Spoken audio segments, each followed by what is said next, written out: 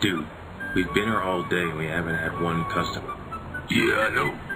So I'm about to eat some of these hot dogs. You know what'll be good on those hot dogs? What, some relish, some ketchup? That's all good stuff. But I got some hot sauce. Oh yeah, open it, man. Let's get this cracking. Alright, here I will. Jesus Christ, what is that? Oh my God. Now, which one of you fools has released me from my slumber? Now look at here, Mr. Ghostman. It was all his idea. He wanted the hot sauce. He wanted to open it. He wants you. It was all him. Well, it wasn't me. It was all him. It was all him. His ain't spread. Is this true?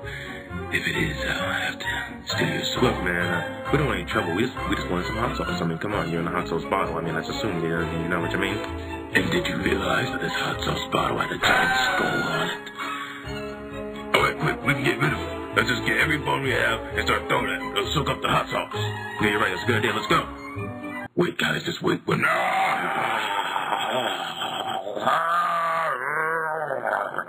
Yeah, we got rid of him. It looks like you've been defeated.